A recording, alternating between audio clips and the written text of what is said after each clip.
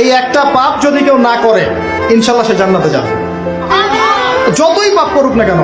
বাসায় মা বোন যারা আছে অনেকেই দেখা যায় চুল আশ্রয় চিরুনি পরে গেলে বলে আজকে মেহমান আসবে। কি আসবে আজকে? মেহমান আসবে আজকে বললেই সে বাসা থেকে বের হচ্ছেন, আপনার পাঞ্জাবিটা একটু আটকে গেছে, আপনার স্ত্রী বলছে একটু বসে যান, অমঙ্গল হতে পারে, বসেন। বাস মুশরিক, শিরক হয়ে গেল। মুসলিম সমাজে রন্ধ্রে রন্ধ্রে শিরক। এখন রাস্তাঘাটে উঠতে বসতে পেপার পত্রিকা খুললেই শিরক। পেপার খুলবেন রাশিফল, সিংহ রাশি কন্যা রাশি, দিনটা কেমন যাবে বিশ্বাস করলেই মুশরিক হয়ে যাবে। রাস্তার পাশে টিয়া পাখি দিয়ে ভাগ্য পরীক্ষা করছে, হাতটা দেখে দেন তো ভাই কি আছে, বললেই শিরক হয়ে যাবে। আংটি বিক্রি করছে, আংটি পরলে রোগ ভালো হবে, হাতে দিল রোগ ভালো হবে এই উদ্দেশ্যে, মুশরিক। হাতে দিয়েছে রোগ ভালো হবে, আমার ডায়াবেটিস ভালো হয়ে যাবে, বিসমিল্লাহ, ব্যাস মুশরিক, নাউজুবিল্লাহ। এই আকীদা নিয়ে পড়লেই মুশরিক।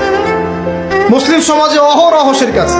আর আবু জেহেলের যুগে কি ছিল ভাই? আবু জেহেলের যুগে অনেকদিন বলেছি মেজর 5টা সমস্যা ছিল। কয়টা?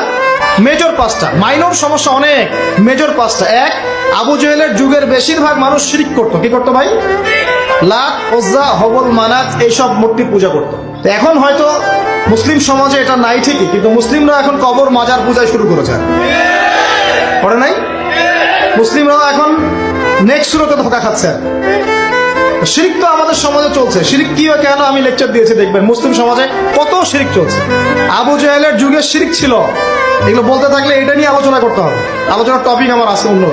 আবু জেহেলের যুগে কি ছিল ভাই? শিরক ছিল, সমাজে রন্ধ্রে রন্ধ্রে শিরক ছিল। এখনকার সমাজেও শিরক আছে। তারা লা ইলাহা ইল্লাল্লাহ না